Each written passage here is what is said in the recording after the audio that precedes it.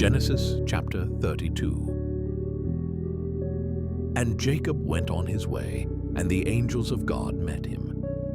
And when Jacob saw them, he said, "This is God's host." And he called the name of that place Mahanaim.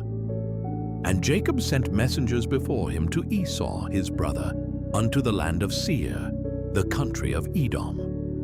And he commanded them, saying, "Thus shall ye speak unto my lord Esau. Thy servant Jacob saith thus, I have sojourned with Laban, and stayed there until now. And I have oxen, and asses, flocks, and men servants, and women servants. And I have sent to tell my lord, that I may find grace in thy sight." And the messengers returned to Jacob, saying, "We came to thy brother Esau, and also he cometh to meet thee, and 400 men with him." Then Jacob was greatly afraid and distressed, and he divided the people that was with him, and the flocks, and herds, and the camels, into 2 bands, and said, "If Esau come to the one company, and smite it, then the other company which is left shall escape." And Jacob said, "O God of my father Abraham, and God of my father Isaac, the Lord which saidst unto me, Return unto thy country and to thy kindred, and I will deal well with thee. I am not worthy of the least of all the mercies, and of all the truth which thou hast showed unto thy servant. For with my staff I passed over this Jordan, and now I am become 2 bands.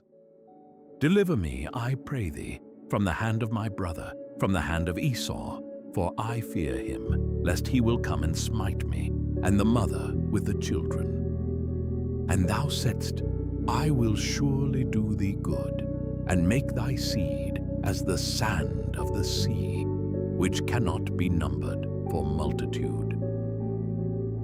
And he lodged there that same night, and took of that which came to his hand a present for Esau his brother, 200 she-goats, and 20 he-goats, 200 ewes, and 20 rams, 30 milch camels with their colts, 40 kine and 10 bulls, 20 she-asses, and 10 foals. And he delivered them into the hand of his servants, every drove by themselves, and said unto his servants, Pass over before me, and put a space betwixt drove and drove. And he commanded the foremost, saying, When Esau my brother meeteth thee, and asketh thee, saying, Whose art thou, and whither goest thou, and whose are these before thee? Then thou shalt say, They be thy servant Jacob's. It is a present sent unto my lord Esau, and behold, also he is behind us. And so commanded he the second, and the third, and all that followed the droves, saying, On this manner shall ye speak unto Esau, when ye find him. And say ye moreover, Behold, thy servant Jacob is behind us. For he said, I will appease him with the present that goeth before me, and afterward I will see his face. Peradventure he will accept of me. So went the present over before him, and himself lodged that night in the company. And he rose up that night, and took his 2 wives and his 2 women servants, and his 11 sons, and passed over the ford Jabbok. And he took them, and sent them over the brook, and sent over that he had. And Jacob was left alone, and there wrestled a man with him until the breaking of the day. And when he saw that he prevailed not against him, he touched the hollow of his thigh. And the hollow of Jacob's thigh was out of joint, as he wrestled with him. And he said, Let me go, for the day breaketh. And he said, I will not let thee go, except thou bless me. And he said unto him, What is thy name? And he said, Jacob. And he said, Thy name shall be called no more Jacob, but Israel, For as a prince hast thou power with God and with men, and hast prevailed. And Jacob asked him, and said, Tell me, I pray thee, thy name.